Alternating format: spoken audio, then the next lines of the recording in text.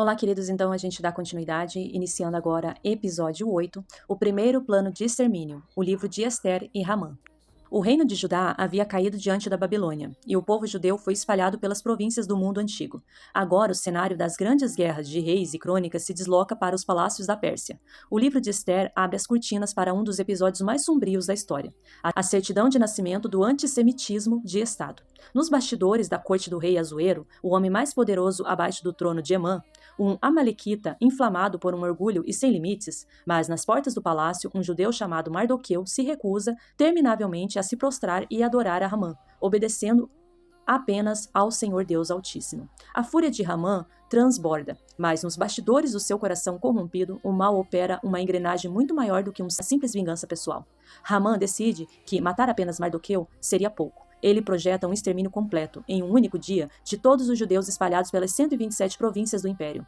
O mal usa a rejeição no altar do orgulho humano para tentar riscar da terra o povo escolhido por Deus. O grande erro de Ramã e de todos os tiranos que agiram nas sombras da história foi acreditar que os seus decretos de morte estavam ocultos e imunes à justiça. Ele lançou por as sortes nas câmaras secretas do palácio, definindo o dia exato do massacre, sem imaginar que existe um Deus Altíssimo que tudo contempla e que usaria suas próprias armadilhas para condená-lo. Ramã manipula o rei Assuero com mentiras burocráticas, dizendo: existe espalhado um povo cujas leis são diferentes das de todos os povos, e eles não cumprem as leis do rei, pelo que não convém ao rei tolerá-los. O rei assina o decreto de morte. Cartas com o selo imperial são enviadas às pressas por cavalheiros. O pânico e o choro tomam a conta das comunidades judaicas. O plano de extermínio estava oficializado por lei. O mal parecia ter vencido no oculto, mas as forças das trevas nunca conseguem prever os bastidores da luz. É o agir soberano e sutil do Espírito Santo que, anos antes, já havia posicionado estrategicamente uma jovem órfã judia como a rainha da Pérsia, Ester. Mardoqueu envia um aviso secreto a Ester nos bastidores do palácio. Quem sabe se, para conjuntura como esta, não viesse ao reino. Ester compreende a sua missão profética. Ela convoca um jejum nacional de 3 dias e decide intervir, decretando na solidão da sua escolha: se perecer, pereci. A coragem de Ester desarma a conspiração. Em um banquete planejado, ela revela ao rei a identidade do verdadeiro traidor, Ramã. O rei, enfurecido ao descobrir o plano maligno, ordena que Ramã seja enforcado na mesmíssima força que 50 covados de altura que ele havia construído em segredo para Mardoqueu. O mal caiu na cova que ele mesmo cavou. A conspiração de Ramã, no livro de Ester, estabeleceu o exato padrão ideológico e burocrático que a humanidade testemunharia séculos mais tarde. O argumento de Ramã de que os judeus eram um povo diferente que não se integrava e que precisava ser eliminado por lei é a mesmíssima raiz do antissemitismo do Estado moderno. Esse mesmo espírito de ódio ressurgiria com força total na Alemanha nazista, onde Adolf Hitler utilizou a burocracia estatal, decretos oficiais e a lei de segregação para tentar aplicar a sua solução final, resultando no extermínio industrial de 6 milhões de judeus durante o Holocausto. A história repetiu o exato roteiro de Ramã na tentativa de riscar a descendência de Abraão e Isaque do mapa. No entanto, os bastidores do céu continuam blindados. Assim como Deus preservou o seu povo na Pérsia através do agir silencioso do Espírito Santo, a sobrevivência de Israel através dos séculos prova que nenhum império ou ditador humano tem o poder de revogar o que o Senhor Deus Altíssimo já declarou e escreveu nas páginas seladas de Apocalipse.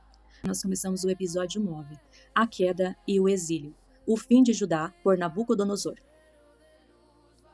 A paciência do Deus Altíssimo chegou ao limite. O reino do sul, Judá, ignorou os avisos dos profetas, mergulhou na idolatria e operou no culto da desobediência por gerações. No ano 586 a.C., o relógio do julgamento divino bate a sua última hora. Os livros de 2 Reis e 2 Crônicas fecham as suas cortinas militares com o relato mais doloroso da história antiga, a invasão de Jerusalém pelo Império Babilônico, liderado pelo temido rei Nabucodonosor. Por mais de um ano, as tropas babilônicas cercaram a cidade. A fome e a peste esmagaram a resistência dos judeus por trás dos muros. até que as defesas cedem. As forças da Babilônia invadem a cidade santa como uma tempestade destrutiva. O palácio real é saqueado, os nobres são executados e os maravilhosos templos de Salomão, o coração espiritual da nação, é totalmente incendiado e reduzido a cinzas. O mal opera aqui com fúria total, acreditando que, ao destruir o templo físico e quebrar as muralhas, estaria apagando para sempre o nome e o plano de Deus de Israel da história.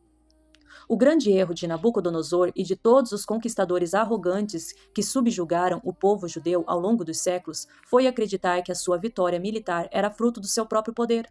Ele agiu na soberba do seu próprio orgulho, imaginando que Deus não estava permitindo por estar castigando o seu povo. Não que ele teria todo esse poder, sem imaginar que a Babilônia era apenas um instrumento temporário da disciplina nas mãos do Criador.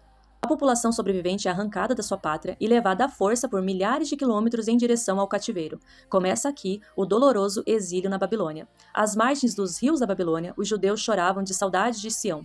Pendurando as suas harpas nos salgueiros, humilhados seus captores, o mal parecia ter vencido no secreto das suas estratégias geopolíticas. O trono de Davi estava vazio e o povo da promessa havia se tornado escravo em uma terra pagã. As muralhas caíram e o templo virou pó, mas os bastidores da luz continuavam operando de forma soberana e sutil. É o agir misterioso do Espírito Santo que guardou e sustentou os fiéis, mesmo no coração do império inimigo. Pelas mãos do profeta Jeremias, que ficou chorando entre as ruínas, Deus envia um decreto secreto de esperança aos exilados. O cativeiro duraria exatamente 70 anos, e depois disso, o Senhor Deus Altíssimo quebraria o orgulho da Babilônia e traria o seu povo de volta para casa. O mal feriu a nação e dispersou os filhos de Jacó, mas não conseguiu tocar no plano eterno de Deus. Os bastidores do céu garantiram que a linhagem sagrada permanecesse viva e preservada no cativeiro, pavimentado no caminho para que, séculos mais tarde, o Cordeiro de Deus nascesse na mesma terra da promessa.